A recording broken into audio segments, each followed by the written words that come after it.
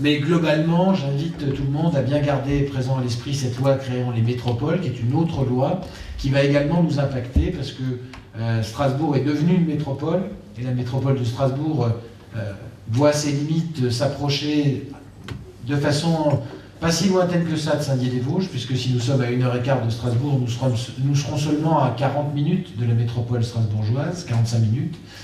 Et comme vous le savez, la ville de Nancy, ou plutôt la communauté urbaine de Nancy, a le projet d'être reconnue comme métropole. Et si c'est le cas, là aussi, les compétences des départements, en l'occurrence du département de la Meurthe-et-Moselle, sur le territoire concerné seront entièrement absorbées par la métropole, car là où elle existe, la métropole se substitue au département.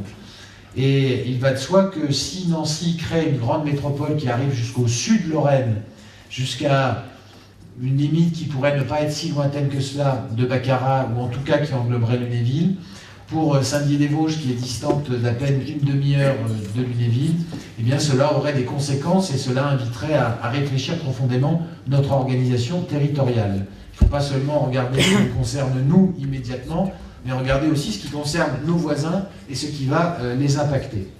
Et puis dernière loi, celle dont il a été beaucoup question, la loi portant la nouvelle organisation territoriale de la République, qui a été adoptée le 7 août 2015, qui est le troisième acte de la réforme territoriale.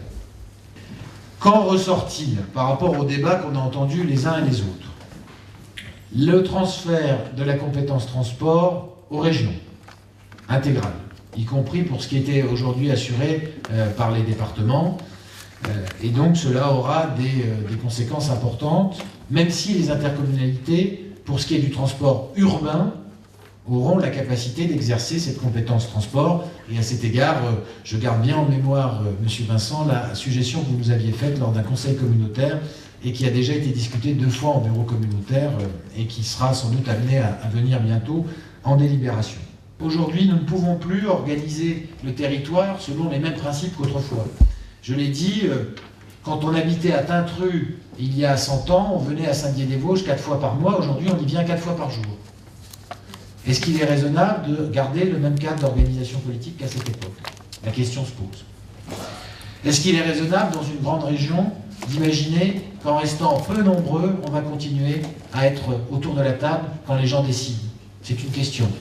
Vous avez entendu tout à l'heure, à propos d'une agence régionale, que notre territoire, la montagne vosgienne, n'y siégeait pas. Pourquoi?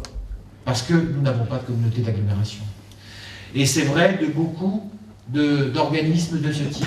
C'est vrai de beaucoup d'agences de ce type, où si nous étions mieux organisés sur ce territoire, dans une organisation qui corresponde à la réalité de notre bassin de vie, qui n'est pas à 35 000 habitants ou à 36 000 habitants, mais à 60 000 environ, peut-être un peu plus selon les débats qu'on peut avoir, si nous étions organisés là, nous pourrions peser plus que nous le faisons aujourd'hui.